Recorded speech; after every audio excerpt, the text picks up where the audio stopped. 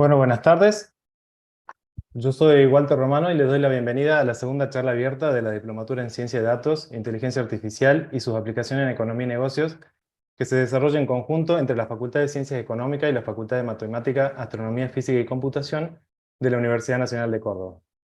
En esta charla vamos a tratar el tema de inteligencia artificial y sobre todo experiencias en un camino sinuoso, ¿sí? Se van a responder preguntas como las siguientes: ¿qué tipo de modelos predictivos o proyectos hay que priorizar? ¿Cuáles son las vicisitudes que se pueden presentar? ¿Qué es importante tener en cuenta a la hora de encarar un proyecto de inteligencia artificial? ¿Y cómo podemos sacar mayor valor posible a los proyectos de data science? ¿Sí? La charla va a estar a cargo de Pablo Guzzi, quien es ejecutivo con más de 10 años de experiencia en Data Analytics. Él es licenciado en Estadística de la Universidad Nacional de 3 de Febrero y cuenta con dos maestrías, una en Data Mining en la UBA y un MBA en la Universidad de Itela, ¿sí? Los directores de la diplomatura son la doctora Patricia Caro y el doctor Francisco Tamarit, a quien en este momento le doy la palabra. Hola, ¿cómo les va? Muchas gracias, Walter. Muy bienvenido, Pablo, y muchas gracias por aceptar acompañarnos. Para estas actividades, Pablo, para nosotros son muy importantes porque en esta diplomatura, que como vos sabés, busca dar una capacitación laboral de calidad y de profundidad, pero con una orientación bien práctica, nunca podemos transmitir la experiencia que significa recorrer el camino de analítica, de la inteligencia artificial en la vida profesional. Entonces, que nuestros estudiantes, nuestros estudiantes tengan la posibilidad de escucharte, de descubrir a qué te referís cuando decís que un camino es sinuoso, a cómo debemos aprender a abordar, es sin duda muy instructivo para nosotros. Eh, Vos también tenés experiencia en el mundo académico, tuviste muchos años dando clases en la UNTREF y aparte seguramente no, valorás estas nuevas formas disruptivas también que estas tecnologías tienen en vincular lo académico con, con lo productivo, y creo que es algo que muchas veces desde la universidad es difícil de percibir. Por eso te agradecemos esta charla y esperamos que sea el inicio de un vínculo que tenga esta diplomatura con vos, esta universidad con vos, porque queremos coproducir conocimiento con los actores que están transformando, ganando competitividad, mejorando la gestión. Creemos que eso está muy vinculado al futuro de nuestro país y de nuestra región en un mundo muy competitivo que de golpe se ha visto sorprendido por estas tecnologías que vos también manejás. Así que te dejo con nuestros estudiantes, con nuestras estudiantes y bueno, esperamos que dentro de poco volvamos a tenerte entre nosotros. Bueno, muchísimas gracias, Francisco, Walter. Para mí es un honor estar acá. Muchas gracias por el espacio y por armar también este tipo de espacios que suman tanto a los alumnos como a la industria en general de data. Hacen mucha falta y me alegra mucho poder poner mi pequeño aporte. Así que, en serio, muchísimas gracias. Bueno, Gracias, Pablo. Te pido unos minutos para coordinar. La idea ahora es cómo nos vamos a organizar, ¿sí? Quería aclarar que estamos saliendo por dos lados, por YouTube y por Zoom para los estudiantes y profesores de la diplomatura. Por lo tanto, los que están por Zoom van a poder hacer consultas por el chat que los voy a ir transmitiendo yo, se las voy a ir transmitiendo a Pablo. Y los estudiantes y profesores que están por Zoom, digamos, pueden abrir el micrófono y preguntar directamente, o también hacer las preguntas por el chat en las cuales yo se las transmitiré a Pablo. Ahora sí, Pablo, yo creo que estamos. Lo que sí quería aclarar es que al final de todo vamos a contar con un espacio que habíamos acordado acá recién con Pablo, para tener más consultas en el cual él les puede ir respondiendo a cada uno de ustedes las consultas que ustedes tengan. Ahora sí, Pablo, disculpa por la interrupción, adelante, todo tuyo. no, nada que disculpar. Bueno, esperen que veo cómo compartir pantalla. Ahí estamos, deberían estar viendo una presentación. Se ve perfecto, sí. Bien, buenísimo. Bueno, arrancamos entonces. De vuelta, muchísimas gracias. Por favor, si hay preguntas en el medio y hace falta responderlas, tratemos de que tenga esa dinámica porque está bueno, sobre todo los presentes en la charla. Y hoy, como comentó Walter, vamos a estar viendo un título medio fancy, experiencia de un camino sinuoso, pero un poco la idea es contarles desde la experiencia algunas cosas que suelen ocurrir en el mundo corporativo cuando hablamos de inteligencia artificial y de modelos predictivos. Un poco para que me conozcan brevemente, la idea no es hablar de mí, pero esperen que estoy viendo si pasa, ahí está. Para que me conozcan brevemente, como bien dijeron, soy ejecutivo, actualmente trabajo en Ualá como Chief Data Analytics Officer. Carrera de base, licenciatura en estadística en la UNTREF. Hice un posgrado en Machine Learning, en Data Mining, como se llamaba en ese entonces, en la UBA, y a posteriori hice un MBA, ahí algunas de las empresas en las cuales estuve trabajando, y por supuesto Ualá, que es donde hoy me desempeño como CEO. Además de eso, soy staff member de una organización que se llama CEDO Latam, que aprovecho que está el espacio para pasar el chivo. CEDO Latam es una organización que conglomera ejecutivos de data para compartir experiencias y compartir aprendizajes y generar estrategias conjuntas orientadas a lo que es management de data. Y además soy director de la carrera de Data Analytics en Coder House. Que básicamente mi tarea consta un poco en generar contenido, curarlo y ese tipo de cosas. Por supuesto, la mayor labor y por donde más estoy dedicado es a Ualá, que es mi trabajo full time, digamos, ¿no? Pero bueno, la idea no es hablar de mí, como les dije, era brevemente para que tengan un poco de contexto y sepan quién está del otro lado.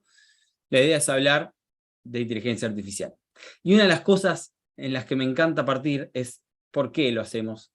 Hay un concepto que se llama The Golden Circle, que en general lo explica muy bien Simon Sinek. Ahí abajo dejé un link, en algún momento después se los pasaré en off cuando termine la charla, pero que habla que generalmente la formación de equipos y generar la identidad de equipo y generar la identidad de por qué uno hace algo tiene mucho más fuerza y mucho más empoderamiento que hablar del qué o del cómo. Y en general el humano tiende a hablar del qué hace o del cómo lo hace y no del por qué lo hace. Entonces, quise traer este pequeño concepto, no vamos a hablar mucho de esto, sí les dejo la referencia para que la puedan consultar más tarde, pero sí quise traer este concepto para abordar un poquito por qué existe la inteligencia artificial y por qué en general lo hacemos, muy orientado a lo que son en general las organizaciones y el ambiente corporativo, que es en donde más experiencia tengo, ¿no? Después uno se puede poner más agnóstico y pensar en otro tipo de aplicaciones. Pero yendo a ese punto, el por qué hacemos lo que hacemos en general es para generar una toma de decisión basada en datos en la mayoría de las empresas, ¿no? Y cuando hablamos de toma de decisión basada en datos, en general suena como una frase medianamente simple, digo, pocas palabras, da referencias y palabras que conocemos, pero ocurre naturalmente que no es tan fácil definir qué es la toma de decisión basada en datos y es muy difícil transformarla, más en una sociedad que está acostumbrada a tomar decisiones de una manera distinta. Y eso en una organización también ocurre. Entonces, en su momento tenía que dar una charla en el Top Management de Ualá y tenía que hablar sobre la estrategia que íbamos a tener en data. Y dije, che, ¿cómo hago para explicar qué es tomar decisiones basadas en datos a estas personas que tienen una expertise enorme y son ejecutivos enormes, pero que tal vez no entienden tanto de datos? ¿Cómo les transmito eso, esa sensación y el querer realmente jugar con datos cada vez que uno tenga que tomar una decisión? Entonces ahí me vi inmerso, hice un pequeño research, miré charlas TED, miré referentes, leí papers, hice varios research para tratar de entender un poquito o suplirme de un montón de bibliografía externa, y la verdad es que no me convencía nada, no había nada que dijera, che, esto da justo en el clavo, esto es exactamente lo que quiero decir. Entonces, por ese entonces, un ex compañero del MBA me mandó un video de sesgos cognitivos que en su momento vimos en una de las materias que teníamos en el MBA. Y dije, che, este video está bueno, lo puedo usar para esto, porque el video hablaba de sesgos cognitivos y hablaba de cómo tomar, o en realidad cómo el humano se sesga a la hora de tomar alguna, o de hacer alguna tarea y prestar atención y poner foco en alguna cosa. Entonces, un poco dije, che, este video está bueno, lo voy a usar. Lo primero que voy a hacer es mostrárselos. Es un experimento en Harvard que se hizo ya hace un tiempo, tiene más de 20 años de vigencia, pero sigue igual de activo. Y la intención del video es que van a ver interacción en el video, por supuesto, porque es un video, pero va a haber personas de blanco y personas de negro. Y hay que salir de la vista del video, que son apenas unos 30 segundos, les voy a robar esos 30 segundos en silencio como para que estén concentrados haciendo la tarea, pero lo que pide el video es contar la cantidad de pases que da la gente de blanco. Nada más que eso. Eso es lo que uno tiene que salir con la respuesta de cuántos pases justamente dieron las personas que están de blanco. Entonces para eso voy a reproducir ese pequeño video, que de vuelta, para dar un poco de contexto, es un experimento de Harvard hace más de 20 años, y lo que sí les voy a pedir acá son 30 segundos de plena atención contando la cantidad de pases que dan las personas que están vestidas de blanco, porque después les van a tomar evaluación con eso. No, mentira, eso va por cuenta mía. Pero bueno, reproduzco el video.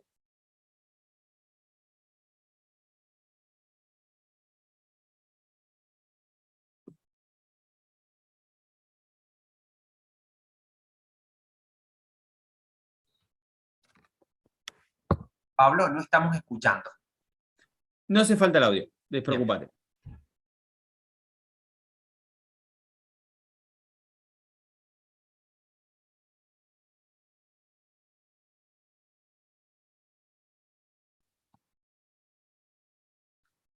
Bueno, ahí terminó. Perdón el silencio, pero me parece que amerita para poner plena atención en lo que ocurre. Y la idea es que, bueno, nada, en un público en el cual podamos interactuar, probablemente les preguntaría cuántos pases contaron. Algunos cuentan 13, otros 14, otros 17, otros 20. De hecho, hay distribuciones que explican cuál fue la cantidad de pases y demás, o lo que en realidad la gente pudo contar en cuanto a cantidad de pases. La respuesta correcta para los más ansiosos es 16, sépanlo. Ahí veo en el chat que hay gente que está poniendo 16, 19, etcétera, etcétera. Pero lo curioso y llamativo del video es que más del 50% de las personas que lo ve no ve un gorila que pasa por el medio impunemente dándose golpes en el pecho mientras uno está ingenuamente contando la cantidad de pases. Para que se quiten la duda de si eso realmente pasa, para los que no lo hayan podido ver, este es el momento, la fracción en el cual el gorila pasa, y que probablemente muchos de ustedes no lo hayan podido ver. Lo curioso del video no es que el gorila pase en sí, sino que el sesgo cognitivo que uno tiene cuando está prestando atención o poniendo plena atención en una tarea como contar pases, y no puede prestar atención a otras cosas. E incluso aunque hayan visto el gorila, estoy seguro que no vieron otras cosas. Hay una jugadora de negro que se va en medio del video, y quedan 2 de las 3. La cortina de fondo arranca en rojo y pasa a amarillo. Hay varias otras cosas que ocurren ahí en el medio que uno no ve. Hay una pelota que desaparece en el momento. Y son cosas a las que uno tal vez no le presta tanta atención y se las pierde. Entonces cuando veo este video y me lo manda justo en el momento muy asertivo mi ex compañero del MBA para mandármelo, digo, che, esto lo puedo responder con datos, porque está bien, yo me puedo equivocar en no ver al gorila, o mucho o más del 50% se puede equivocar en no ver al gorila, pero si lo hacemos con datos probablemente no se equivocaría.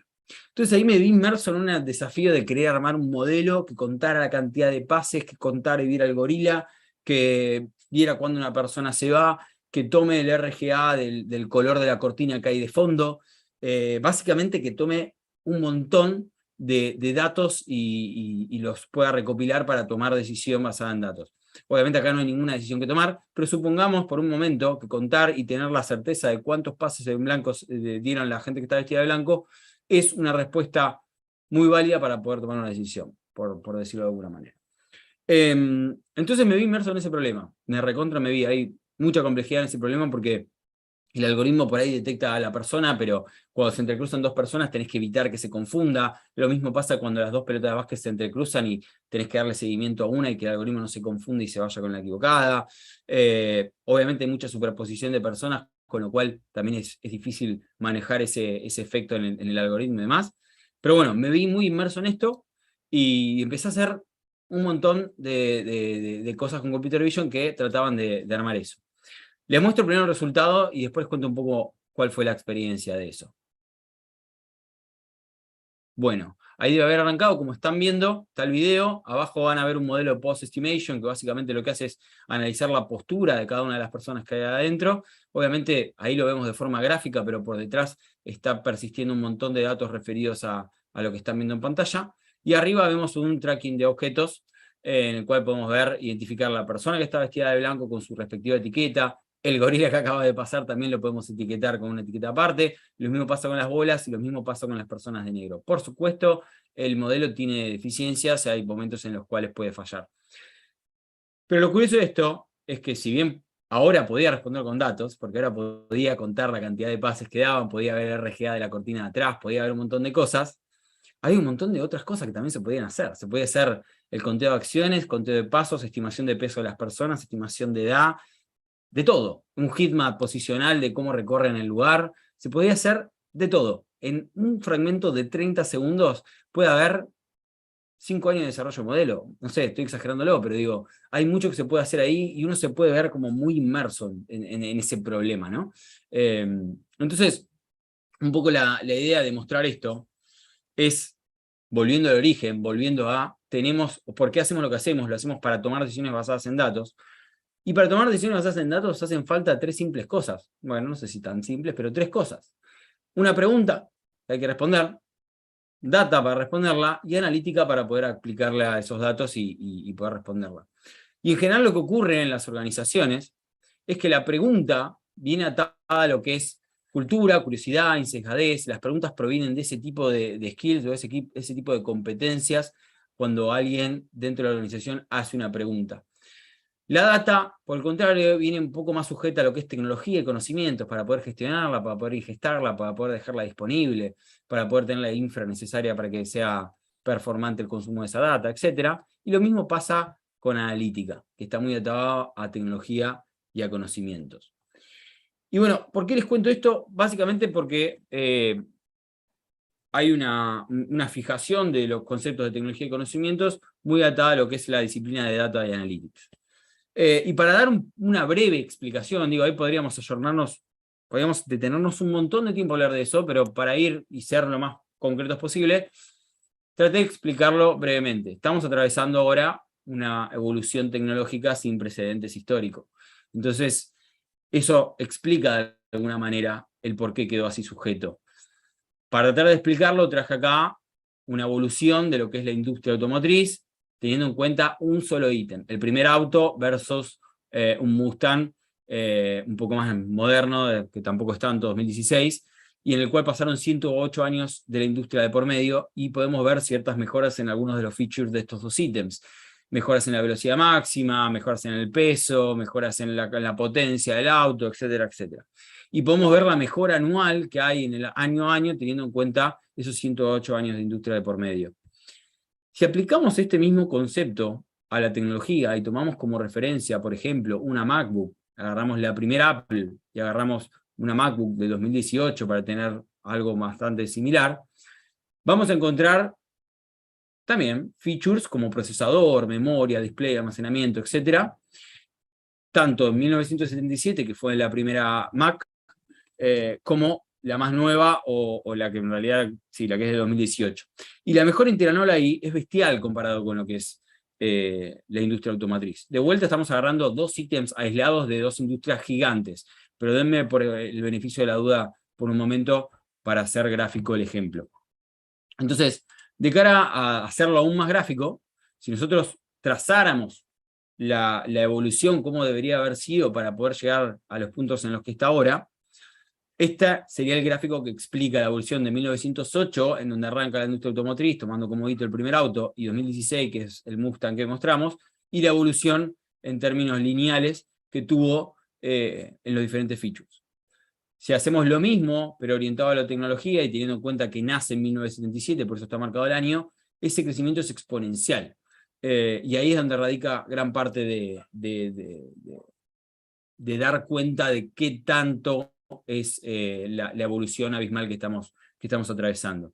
Y para dar un ejemplo gráfico que un poco explique esto, no me pareció una manera más graciosa que contar, ok, ¿qué pasa si agarramos la evolución de la tecnología en los últimos años y si la aplicamos a la industria automotriz? Y si pasara eso, obviamente hipotetizando, podríamos tener un auto que da 7 vueltas a la Tierra en 1 hora, que es una bestialidad. Es simplemente un ejemplo, obviamente esto es hipotético, es imposible, pero un poco para dimensionar el grado de evolución abismal que está teniendo la tecnología. Y data y analítica no está exento a esto. De hecho, está bastante vinculado. Y ahí es donde, si vemos un landscape de 2016, que son apenas unos pocos años, 6 años, vamos a ver el siguiente landscape, que es un montón.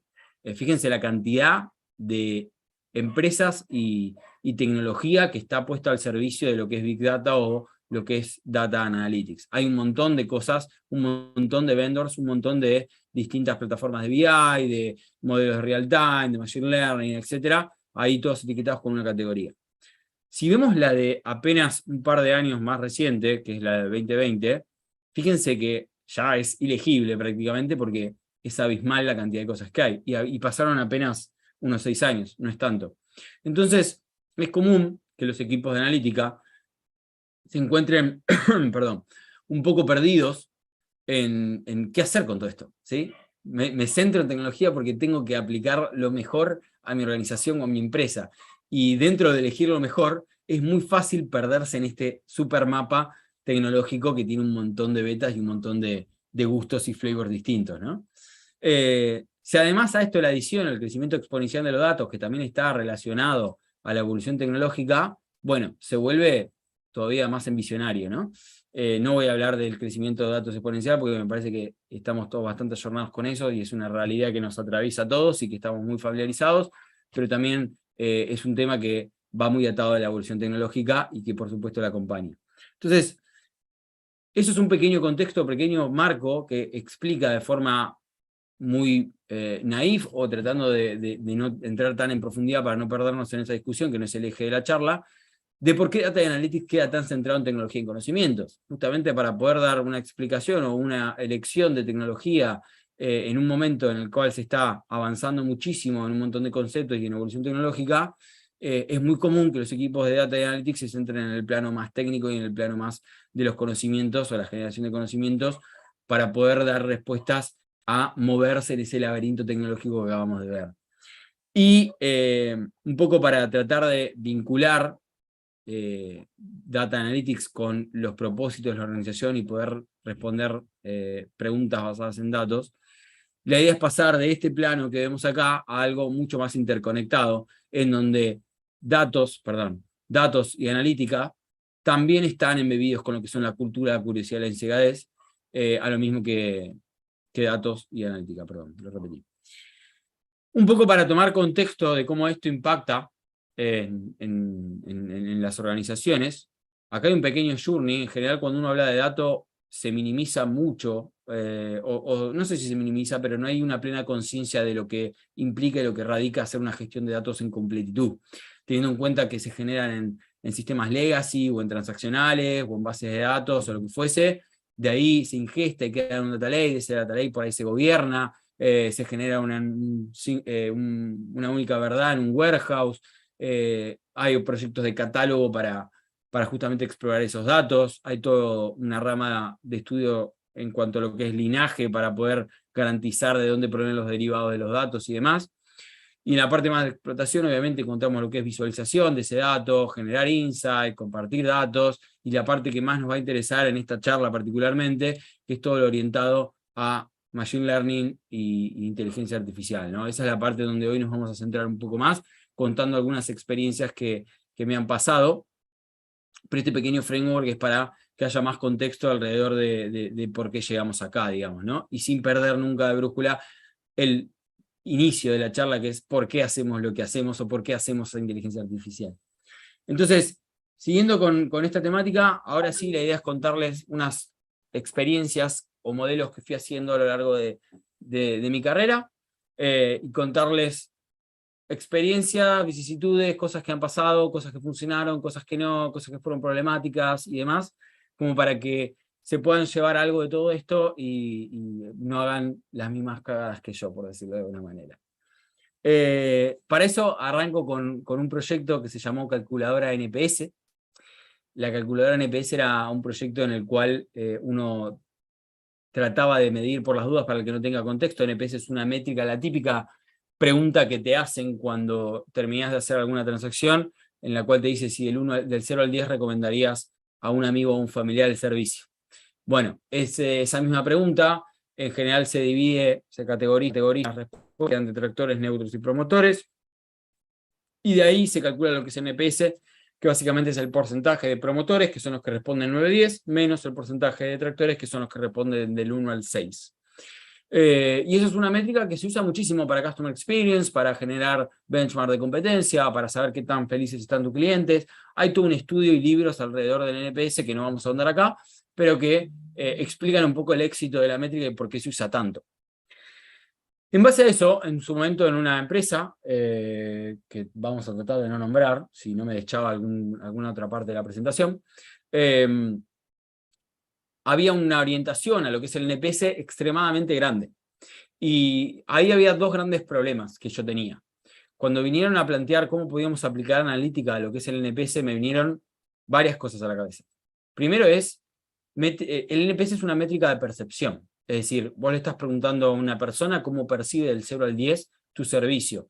Y siempre va a haber un sesgo o cierta subjetividad en la respuesta. Entonces había que modelar subjetividad con datos que por ahí no eran tan subjetivos.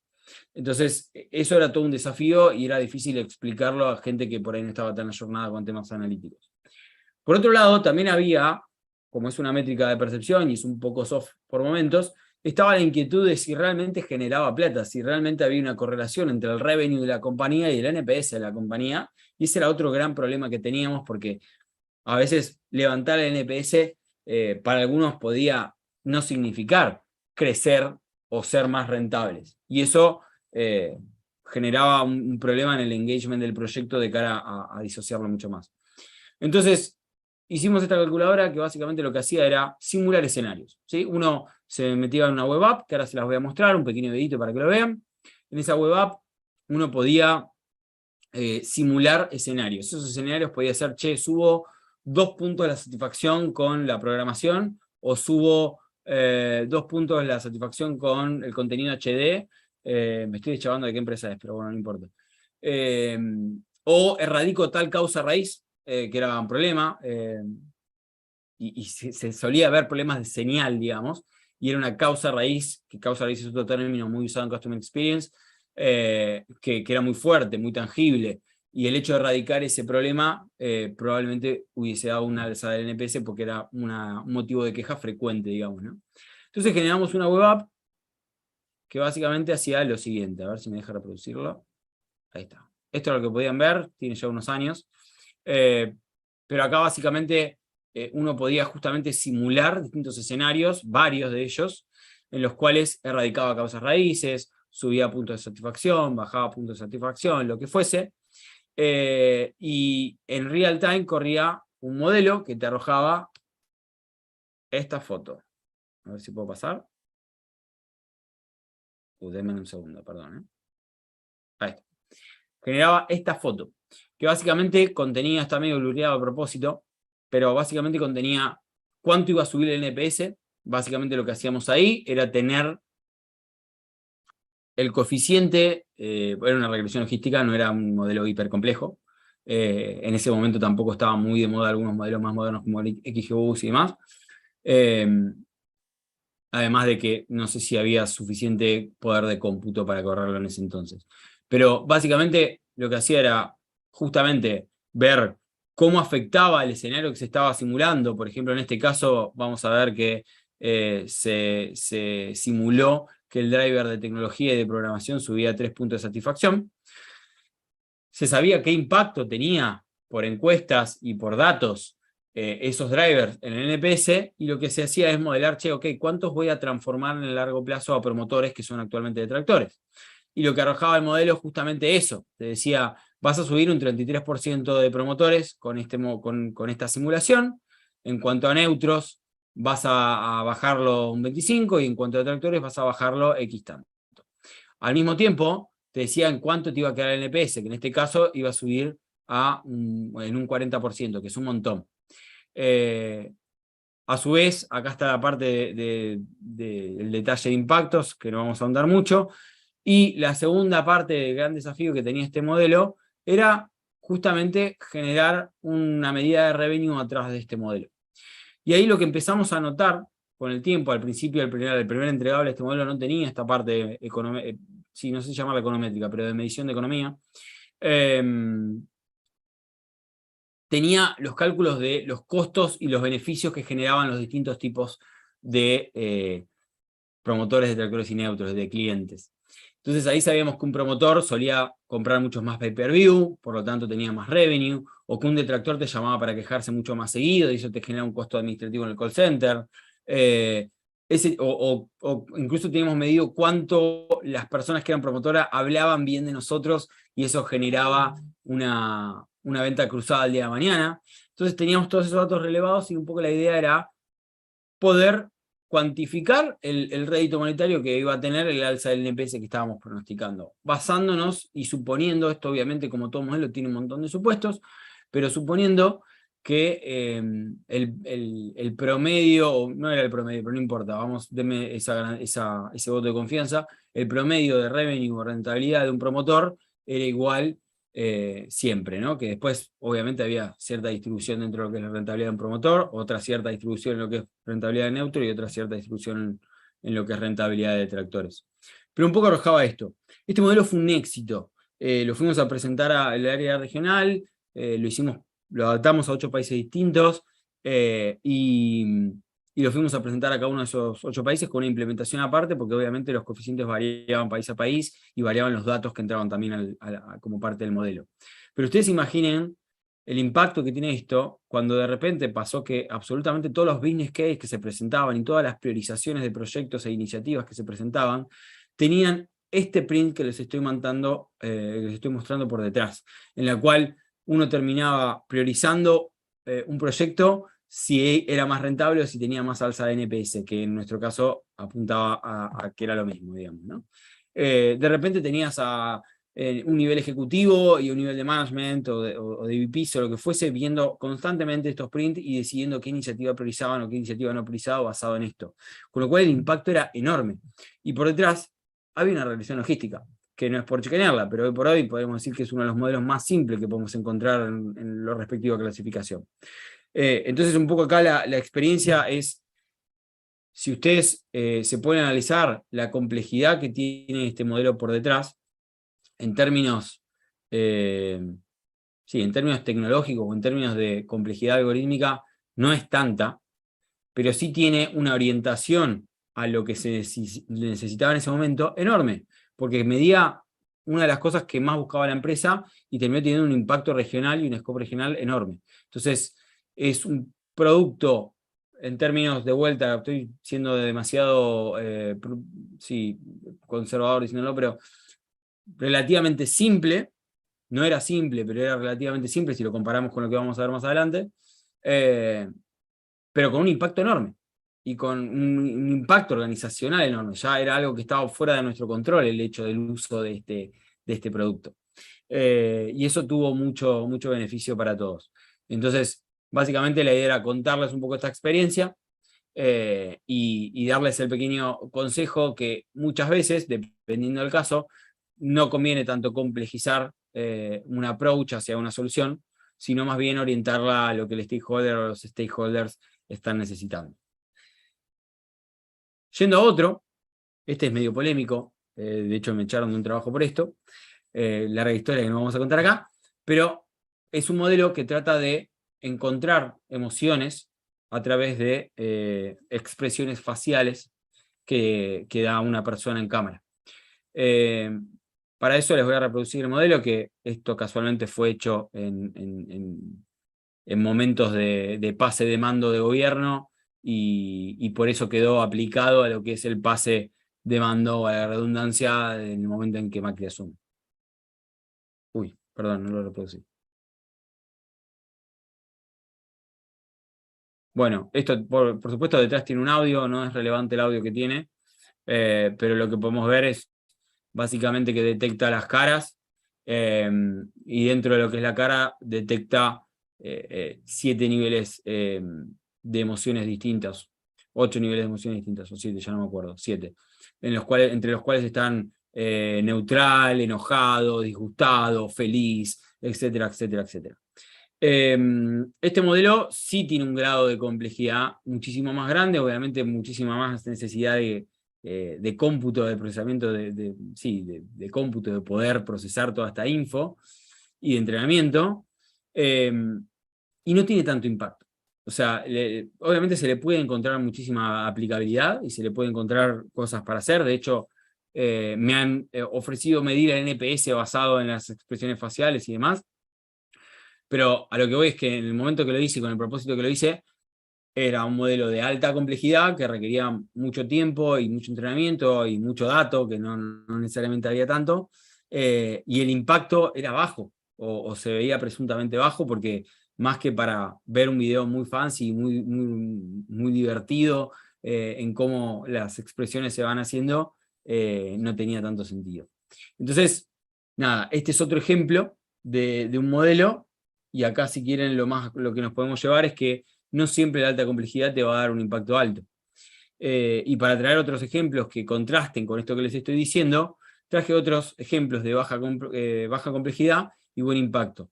No me voy a poner a hablar de todos estos en detalle, pero sí contarles que si tomamos en cuenta que estos 5 casos son casos de un banco mediano, tamaño mediano de Colombia, y pueden haber la utilidad, o sea, el revenue que genera el modelo.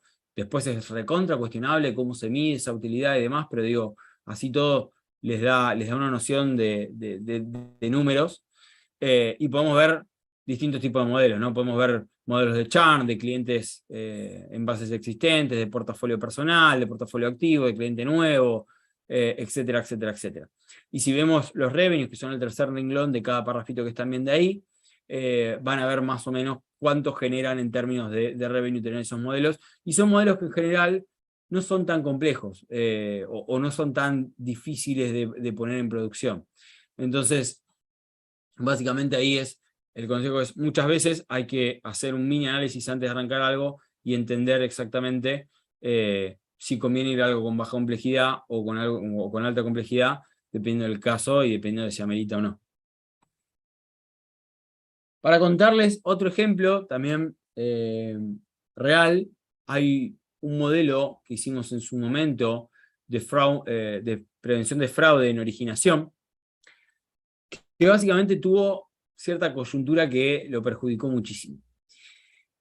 Para que se den una idea, esto estaba aplicado a una empresa que tenía 2 tipos de originaciones de clientes distintas. Una originación que era digital, una originación que era 100% digital, o sea, era 100% a través de la computadora, y otra originación que era presencial en sucursales. Y para este modelo puntualmente está centrada en la parte digital. El tema es que la empresa venía de un momento en el cual podríamos decir que el 95% de las originaciones eran de forma física, ¿sí? La parte digital era una opción, era parte de la transformación digital que habían llevado adelante, pero no necesariamente era el canal más masivo a la hora de originar. Entonces, en ese momento se hizo un modelo con el objetivo de detectar clientes fraudulentos en la originación digital antes de que reciban una tarjeta de crédito, obviamente era una entidad bancaria. Y lo que ven a la derecha son las medidas de performance del modelo a lo largo de los meses. Como verán, en abril 2020, o en marzo 2020, por decirlo de otra manera, empieza a caer muchísimo lo que es la performance de este modelo. Y cuando entramos a entender o a tratar de explicar un poco por qué pasaba esto, nos dimos cuenta, bueno, es pleno COVID, ¿no? O sea, ahí hagan cuentas y ahí se dan cuenta del efecto que tiene una pandemia mundial en diferentes modelos. Acá puntualmente destruyó prácticamente el modelo, lo volvió inútil. El azar era más preciso que el modelo en sí mismo. Entonces, acá pasó que mucha gente de forma masiva empezó a hacer originación digital porque ya no podían ir a sucursales porque estábamos en época de COVID.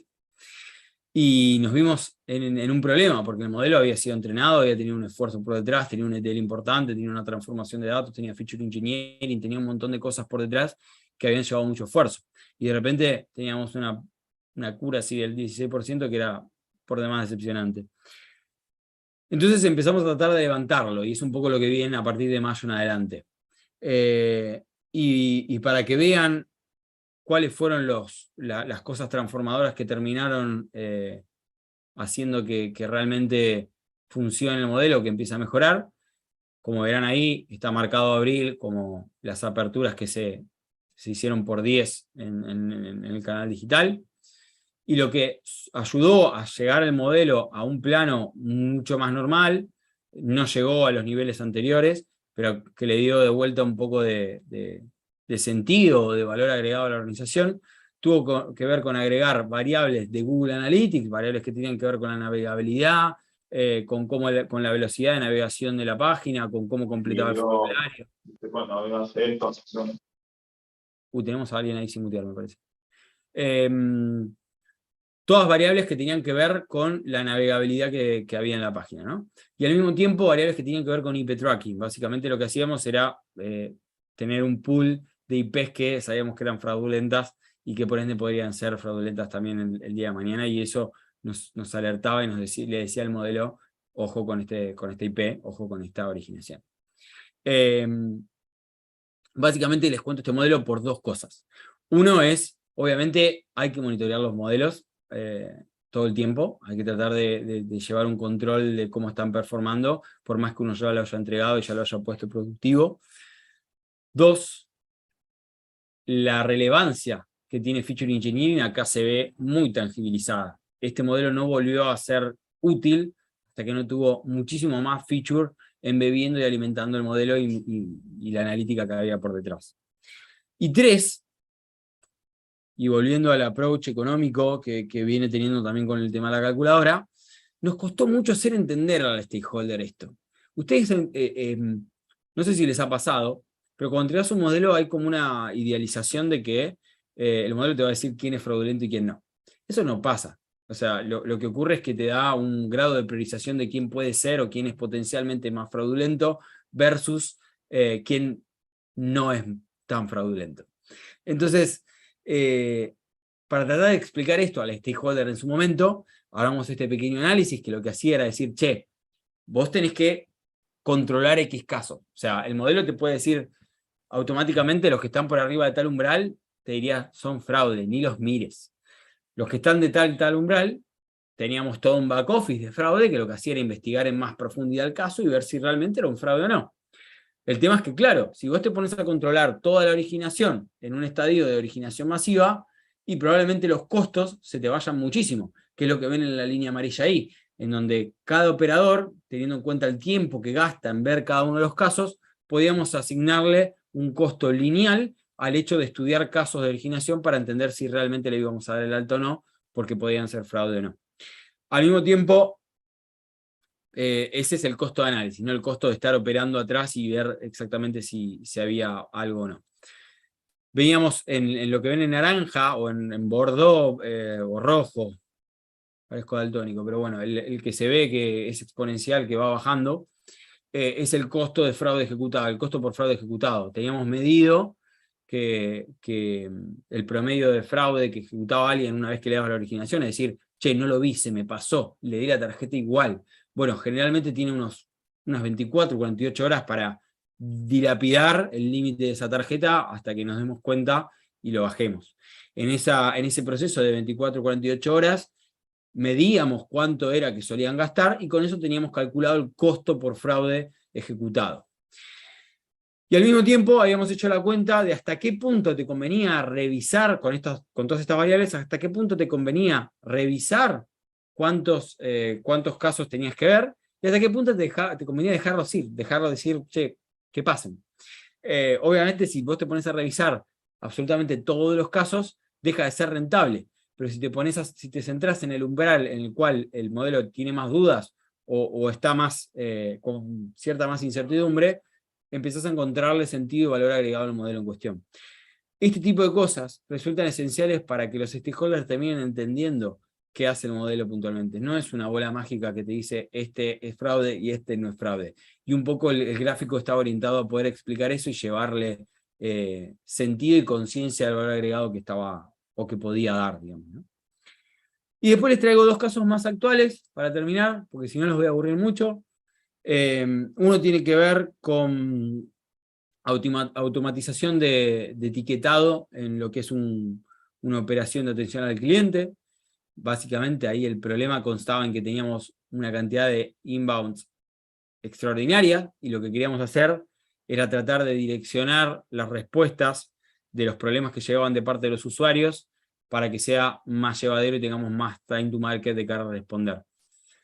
Imagínense, por decirlo de alguna manera, que tienen, no sé, 30.000 tickets abiertos de diferentes usuarios con distintos problemas, y tienen 100 operarios, o no sé, 200, 300, los que sea, no importa la cuenta, operarios tratando de agarrar, leer lo que está diciendo la persona que tiene el problema, y tratar de responderle conforme a lo que necesita el cliente en cuestión. Eso tiene un costo en términos de tiempo operativo alto. Entonces, un poco lo que trató de hacer este modelo es agarrar todos esos inputs y poder preclasificarlos en el tipo de problema que están teniendo. De esta manera lo que lográbamos era que la persona, cuando veía el caso en cuestión, ya sabía de dónde provenía el problema, valga la redundancia. No tenía que andar leyendo en profundidad todo. Ya le etiquetamos, che, es un problema con el embosado de la tarjeta, o es un problema con que no llegó la tarjeta, o es un problema con que no está pudiendo loguearse, o es un problema con, etcétera, etcétera. Entonces, cuando ya veía nuestra etiqueta generada a través de text mining, lo que podía generar es una velocidad de acción en la resolución del problema muchísimo más grande. Un poco para que tengan un poco de noción por encima del impacto que tuvo, hoy estamos clasificando más o menos el 70% de lo que entra, el 30% que queda por fuera es porque parece ser inclasificable, o en realidad más que inclasificable lo que pasa es que está muy atomizado nuestro target, es decir, hay una cantidad de tags posibles de ese 30% demasiado amplia como para poder hacerlo con un modelo, o por lo menos para hacerlo en una primera instancia con un modelo. Y esto generó una reducción del backlog o del trabajo operativo de atención al cliente descomunal, ¿sí? Y creo que este sí va a ser el último, y después vamos con algunas conclusiones y a preguntas. Wallace Core. Acá me deschavé, me fui al frente con Walla, pero bueno, está bueno sirve la propaganda. En Walla creamos un score que es para poder dar créditos.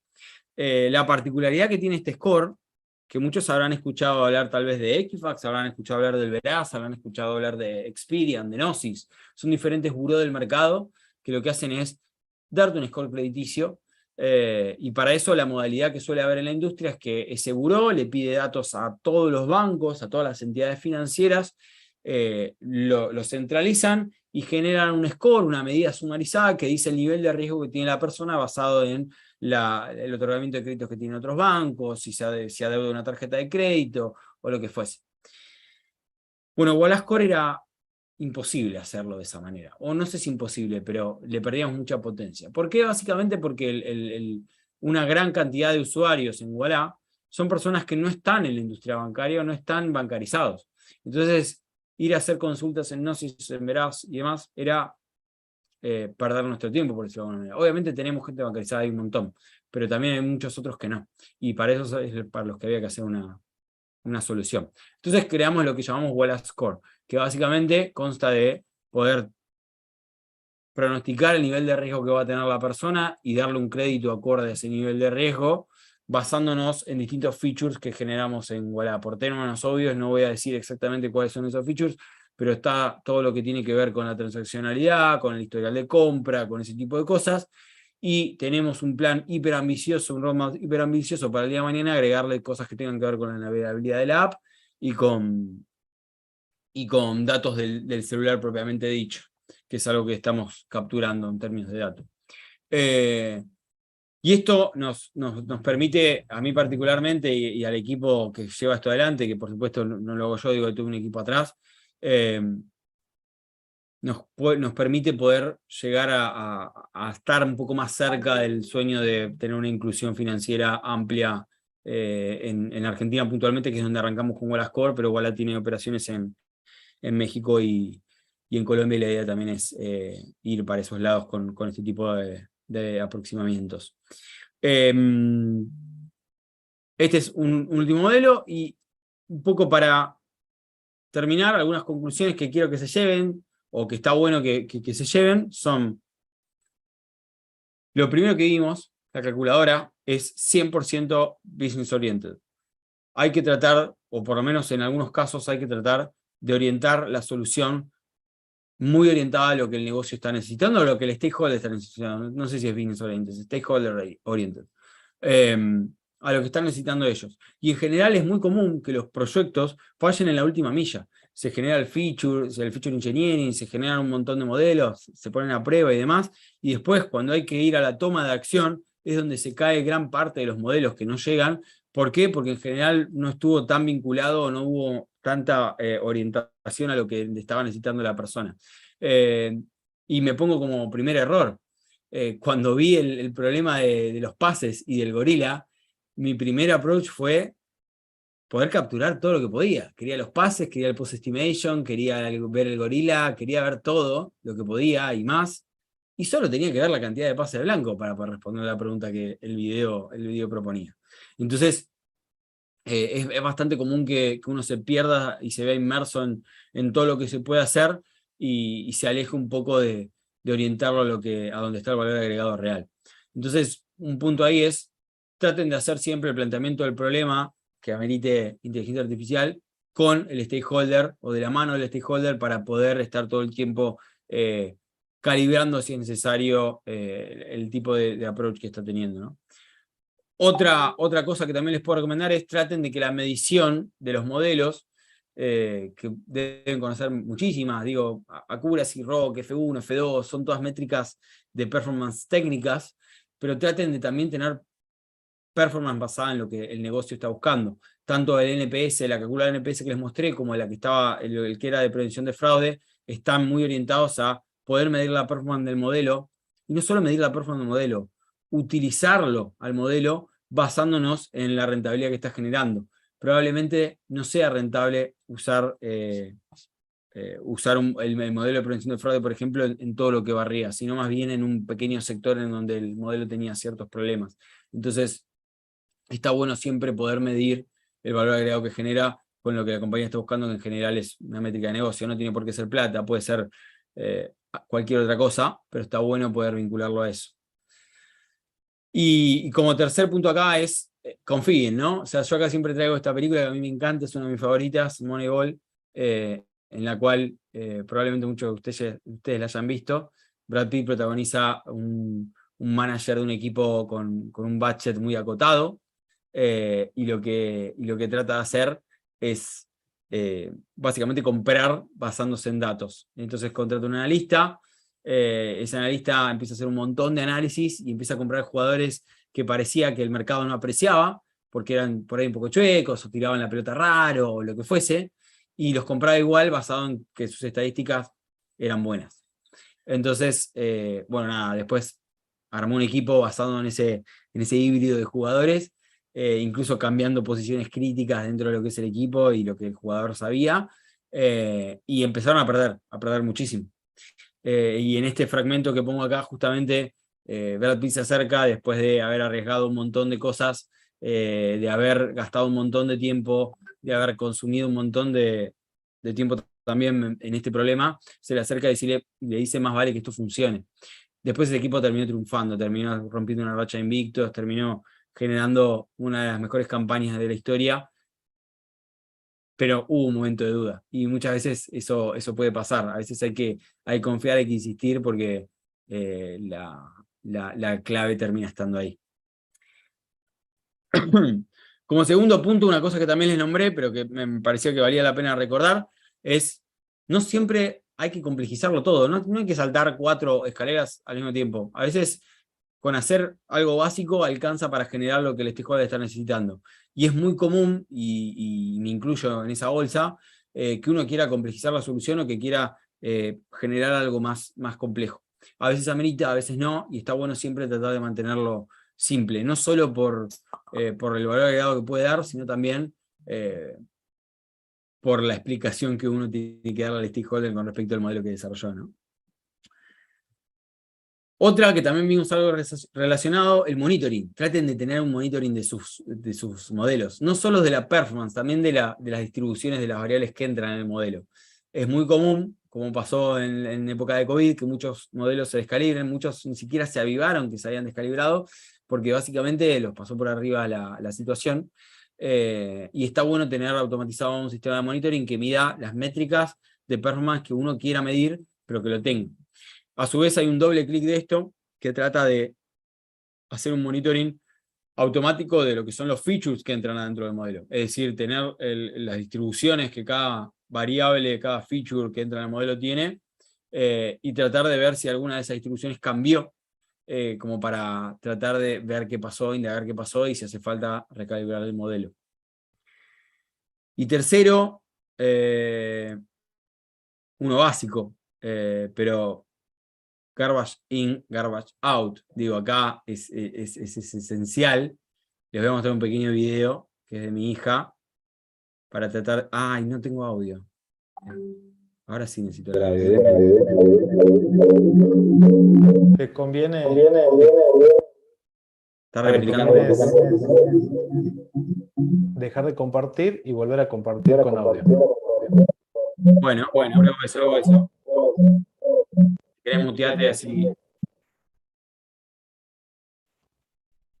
A ver, vamos a probar de vuelta. Tenés que cerrar el audio en alguna de las dos compus.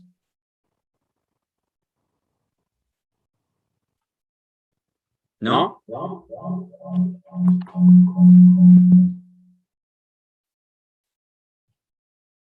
Espere.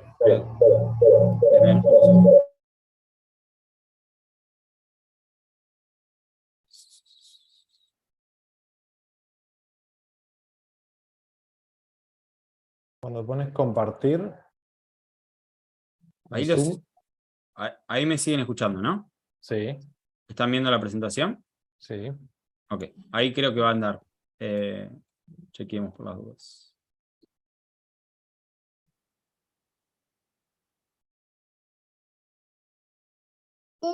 ¿Cómo hace la vaca? ¿Cómo hace el perro? ¿Cómo hace el gato? ¿Y cómo hace el Diego? Bueno, no sé si se escuchó el audio, espero que se haya escuchado, pero básicamente... Sí, se escuchó. Perfecto. Un poco la idea que quiero graficar con esto es, los modelos son complejos y están buenísimos, pero muchas veces se comportan como un niño, y lo que uno le mete es lo que aprenden. Entonces es muy normal que eso ocurra, y en general los datos o lo que uno le mete al modelo termina teniendo un impacto enorme, y uno puede cometer errores garrafales. Acá mi hija venía escuchando sonidos de animales, y uno le metió una información que no tenía que ver con el sonido de animal, pero de repente lo capturó y lo puso dentro de la seguidilla de cosas que estaba diciendo. Entonces, un poco la idea es justamente graficar que muchas veces cuando entra basura, sale basura, y hay que tratar de evitar eso, hay que tener mucho control de lo que hacemos en cuanto a datos. Bien, dejo de compartir. Ahí estamos. Eso básicamente fue un poco la presentación, y ahora quedo sujeto a preguntas. Bueno, Pablo, muchísimas gracias. Excelente, excelente la presentación. Muy entretenida, muy claro en todo lo que fuiste explicando. Vamos a ver acá quién se anima de que estén en Zoom, a hacer consultas. Seguramente le deben haber quedado algunas cuestiones pendientes. Y por Zoom también, por YouTube, quiero decir, también pueden compartir sus consultas.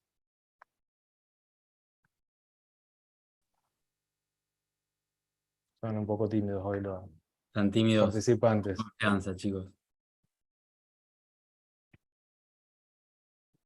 Bueno, yo voy a comenzar, bueno, con una que me quedó pendiente de la presentación en sí misma, o sea, es decir, bueno, ¿cómo seleccionás el modelo que vas a utilizar? O sea, obviamente te vienen con un problema y después decir, bueno, dentro de los modelos, ¿cómo seleccionas exactamente el modelo que vas a usar?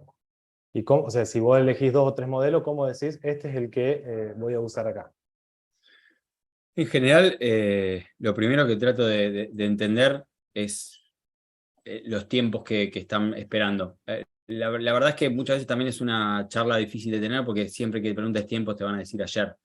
Entonces es difícil, pero trato de entender primero el volumen de datos que hay, que te habilita un set de algoritmos distintos dependiendo del volumen que tengas. Si es un volumen chico, hay muchas cosas que no puedes aplicar. Eso como punto número 1. Me ha pasado de que me pidan modelos basados en encuestas. Encuestas tienen un volumen generalmente bajo, así que ese es un tema.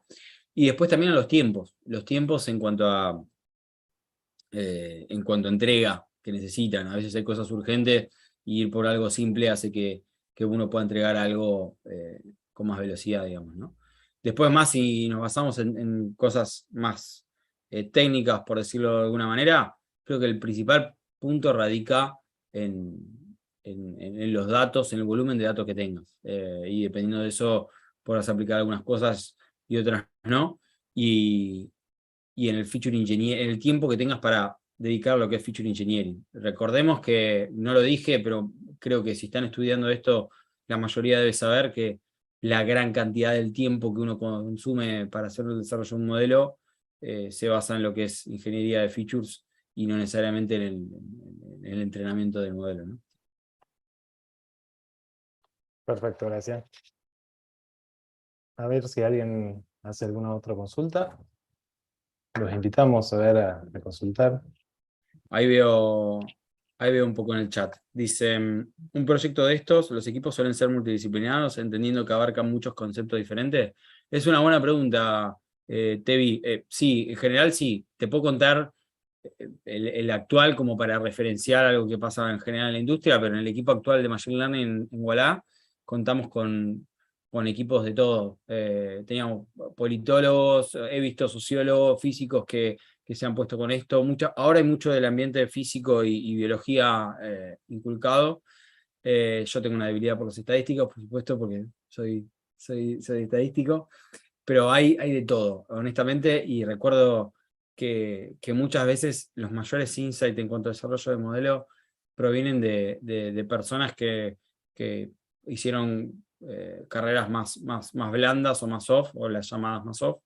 Me acuerdo puntualmente como anécdota que cuando hice la maestría en Data Mining, había un psicólogo que estaba estudiando la maestría y estábamos en una de las materias que tenía una competencia.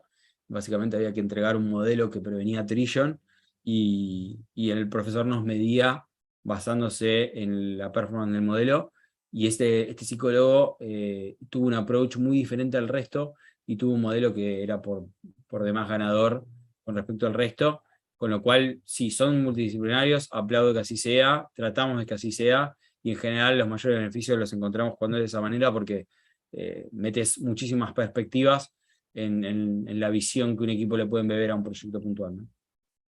Antes de seguir con las desde acá de Zoom, te hago una consulta que pasaron por YouTube, en el cual dicen lo siguiente.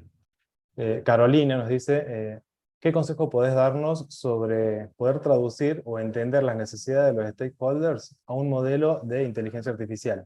Creo que a veces los clientes no tienen claro qué quieren o necesitan. Es difícil. Yo hay momentos que todavía no lo puedo hacer.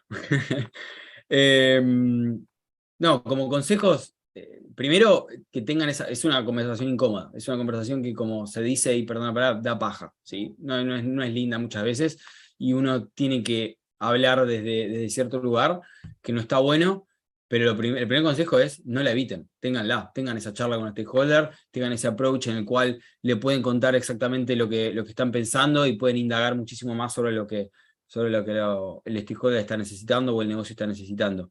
No eviten esa instancia. Eso como primera medida. Segundo es, muchas veces nos va a pasar que incluso no evitándola en esa reunión, estamos diciendo A y la persona va a estar escuchando B, porque le falta un montón de background alrededor del tema. Entonces, de vuelta, da baja, pero hay que explicar A más profundamente para que la persona lo entienda. Hay mucha docencia para hacer eso, me parece. Hay mucho de poder trasladar conceptos complejos a cosas que una persona que no tiene background técnico pueda entender, y no tengo ninguna duda que los equipos más exitosos y las personas más exitosas tienen mucho de su foco puesto más en eso que en el background técnico propiamente dicho. Con lo cual es importante dedicarle tiempo y asumir que todo proyecto de Data Science va a requerir ese trabajo de poder masticar un poquito más los conceptos para trasladarlos a una persona que no sepa o que no tenga tanto background. Con lo cual, la respuesta es: dedíquenle el tiempo que uno, por general, por sesgo y por tratar de avanzar, no le dedica. Porque por ahí tardas un poco más, pero tenés el éxito mucho más garantizado. Te hago una Bueno. consulta. ¿Cuál es el límite que vos pones para seguirlo mejorando al modelo? O sea, ¿hasta qué punto vos decís, ya está acá freno? Es complicada. Depende, te puedo hablar desde dos puntos de vista. En una organización es una cosa, y yo personalmente que hago cosas es otra. Con respecto a la organización, te diría que depende mucho de cuánto apremie el tiempo en términos del entregable. Lo que hicimos, por ejemplo, en el que vimos de auto-tagging de CX, de los casos de CX que entraban, es armar un modelo muy, muy básico, que lo armamos un fin de semana, en un momento crítico, que la compañía tuvo muchos problemas, estaba el call center estallado, y hicimos un modelo muy naif, pero que agarraba el 30% del backlog o de los tickets que había y los tagueaba para generar una respuesta. Vos decís, che, ¿el 30% no te parece poco? Sí, pero en ese momento, y teniendo en cuenta que se había triplicado la cantidad de consultas que teníamos, para CX le representaba un montón. Entonces lo que hicimos en ese caso fue entregar lo que teníamos con el tagging de apenas un 30% de los casos, y a posteriori lo fuimos desarrollando y mejorando para llegar a lo que tenemos hoy, que tiene un 70% de los casos tagueados. Yo creo que depende mucho del contexto y de lo que el stakeholder puntual esté necesitando. Y ahí entras en otra conversación rara de tener, porque en general la respuesta la necesito para ayer. Entonces es muy difícil poder tener una conversación lo más auténtica y sincera. Me parece que ahí hay que siempre indagar, pinchar y entender exactamente cuál es el tiempo que necesita este modelo. Y yo personalmente, cuando lo hago por curiosidad intelectual, honestamente no tengo un límite. Es cuando me canso, es cuando ya le encontré la vuelta a un par de cosas y me empezó a aburrir el tema y lo dejo de hacer, pero no sé si hay un límite ahí, claro, por lo menos yo no lo tengo. Como es por curiosidad intelectual en el caso personal o en el caso de proyectos personales que tengan, creo que en general pasa por eso, por el aburrimiento que empieza uno a poder sentir en determinada cosa. Y después también, tema natural, si tenés una tasa de éxito o métricas de performance demasiado buenas, y ya no le encontrás un poco el desafío de seguir. Entonces también pasa por ahí. Buenísimo, Pablo. Acá, bueno, Mario hace otra consulta. Bueno, son dos consultas. Dice, me interesa el UALA Score, si se puede saber cómo manejaron los sesgos. Y por otro lado, si conoce el caso de North Point. No conozco el caso, pero Mario, bienvenido sea, si podés, compartímelo, que me encantaría conocerlo. ¿Y cómo manejamos los sesgos? Básicamente abrimos la canilla de forma progresiva. ¿Qué quiero decir con esto? UALA Score hoy se computa, por decir algo, voy a decir algo conceptual únicamente, supónganse para 100 usuarios, y tenemos el score para esos 100 usuarios, y no se lo abrimos a los 100 usuarios, se lo abrimos por ahí a 20, se lo abrimos a 30, un poco para poder medir la repercusión que tiene ese score. Y en la medida que vemos éxito, que vemos que funciona, vamos aperturando más la canilla. No sé si es la mejor estrategia, es la más rápida de implementar a priori, pero hasta ahora viene siendo súper útil y es un producto hiper rentable con que haya algunos casos metidos ahí, funciona muy bien. Y la verdad es que después, particularmente igual es una empresa muy ágil, con lo cual pasar de los primeros 20 que tomaste de los 100 que tenías escoreado a los 50 no resulta algo tedioso ni burocrático, sino que es algo bastante rápido. Perdón, me refería a los sesgos respecto a lo que, por ejemplo, origen racial, clase social, esas cuestiones, si lo tuvieron en cuenta. No, o sea, tenemos algunos proyectos que podrían tenerlo en cuenta, más no lo están haciendo todavía. Supónganse, por decir algo, cada vez que alguien hace el onboarding en Ualá, se tiene que sacar una foto y tiene que mandar una foto de su DNI. Nosotros en la foto que se saca de Ualá, que por supuesto la tenemos por temas biométricos, por temas regulatorios, por temas necesarios, podríamos, no lo estamos haciendo, pero podríamos sacar features, podríamos sacar features de si tiene despintada la pared del fondo, o si tiene desorganizada la mesada, o lo que fuese que se vea en esa foto, y eso podría tener problemas. No nos ha tocado tener que manejarlo, honestamente, las variables que tenemos son muy duras y no tienen ese tema, por lo menos por ahora, pero en el caso de empezar a tener que mirarlo con más detalle, justamente, por ejemplo, sacando features o extrayendo features a través de Computer Vision, probablemente tendríamos un sumo cuidado en tratar de agregarle al monitoring. Hoy por hoy en Walla tenemos 2 monitoring distintos en lo que es modelos, uno que es de la performance del modelo y otro que es de la distribución de la variable. Tendríamos algún monitoring extra tratando de evitar que un modelo se vuelva clasista, por decirlo de alguna manera. Algo que, honestamente, no lo tenemos hasta ahora porque no hizo falta, pero no descarto que haga falta y no descarto que lo tengamos que ver. Bueno, Pablo, vamos. Acá hay otra pregunta más. Juan Pablo consulta sobre qué infraestructura trabajan, AWS, y también dice cómo se maneja la necesidad de computacional para el proceso de los datos. Está buena. Bueno, otra cosa ahí, Mario te pasó el link para que tengas la información, te la mandé por WhatsApp. Gracias, Mario, genio. Después lo voy a leer. Muchas gracias, en serio. Juan Pablo, hoy por hoy en Data particularmente manejamos todo lo que es Data en GCP. Tenemos cosas en AWS porque originalmente estábamos en AWS, todo lo que es tecnología, todo lo que es desarrollo de producto, todo lo que es infraestructura de producto está en AWS, pero Data particularmente arrancó a usar GCP hace más o menos un año y absolutamente todo lo que tenemos lo tenemos ahí. Nos quedan algunas cosas que quedaron en AWS en su momento cuando se usaba, pero en general lo tenemos todo en GCP. Cuando digo todo, me refiero desde el warehouse, o sea, desde la parte más orientada a engineering, hasta la parte más orientada a machine learning, en donde tenemos frameworks implementados como FIS para lo que es feature engineering. También está todo en AWS. Y en cuanto a cómo manejamos la necesidad computacional para el proceso de los datos, básicamente contamos con la flexibilidad de que sea elástico. GCP es bastante elástico, si uno tiene más consumo, puede abrir la canilla más y chau, no hay mucha historia con eso, por suerte, por fortuna. Son tecnologías muy preparadas para eso, con lo cual no es un problema de ese lado. Sí te puede pasar que de repente la factura de GCP venga mucho más alta de una vez para otra si no lo tuviste controlado o mantenido. Hoy no tenemos algunos monitoring basados en los costos que tenemos de infra, ¿sí? Pero hasta ahora venimos lo suficientemente estables en términos de budget como para no tener que estar mirándolo constantemente, con lo cual no le estamos dando tanta bola, por lo menos por ahora.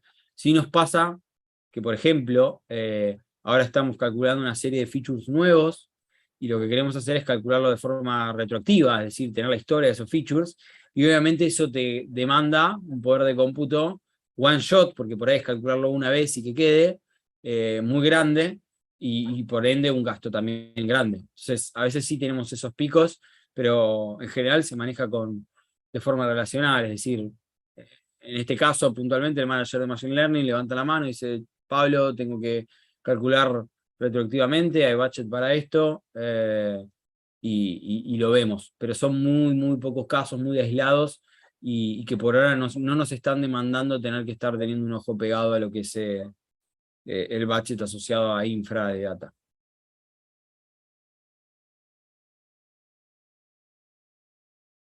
Buenísimo, Pablo, muchas gracias por las respuestas. Bueno, manejaste excelente los tiempos, o sea, venimos muy bien. Y vamos a ver si alguien más tiene una pregunta. Bueno, Juan Pablo dice gracias. Si no, estaríamos llegando al final de la charla. Y en este caso, si esperamos unos minutos a ver si alguien más hace una consulta. Si no, estaríamos llegando al final de esta charla. Bueno. Yo lo que voy a pedir, bueno, obviamente desde acá de la facultad, del FAMAF, te voy a agradecer. Fue muy buena, muy clara la charla, muy entretenida también. Y quería pedirle acá, bueno, a los que están presentes acá en el Zoom, si podíamos aplaudir, digamos, virtualmente. Yo voy a compartir un aplauso también, estuvo muy bueno. Y bueno, también estoy viendo que tenemos agradecimientos que estuvo desde parte de YouTube. Muy buena la charla. Acá también, bueno, en el Zoom lo estás viendo también, el aplauso te está llegando. Muchas Y bueno, gracias. te doy un minuto para saludar y estaríamos llegando al final. Bueno, muchísimas gracias. En serio, para mí es un honor participar de estos espacios. Me encanta que existan. Creo que le dan una entidad al mundo datos y al mundo analítica que hace cada vez más falta. Realmente los aplaudo, los promuevo, los motivo y me encanta estar. Así que el agradecimiento es mío. Y por supuesto, digo, para todo aquel que tenga alguna duda, quedo sujeto a cualquier consulta. Además, tienen mi LinkedIn, mi mail, lo que sea. Y después le voy a estar pasando seguramente la PPT a Walter para que la pueda compartir. Así que en serio, muchísimas gracias a todos por tomarse este tiempo para escucharme, que no es mío. Perfecto, ahí está Francisco Tamarit que nos dice que en este momento no tiene micrófono. Te saluda también. Bueno, te paso el saludo de Patricia Caro, de Juan Safe, que es secretario de Extensión.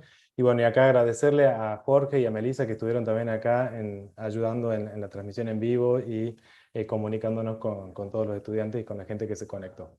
Muchísimas gracias, Pablo. Un abrazo. Espero, como dijo Francisco, como dijo Pancho, que esto sigamos en contacto. Y un abrazo. Muchísimas gracias.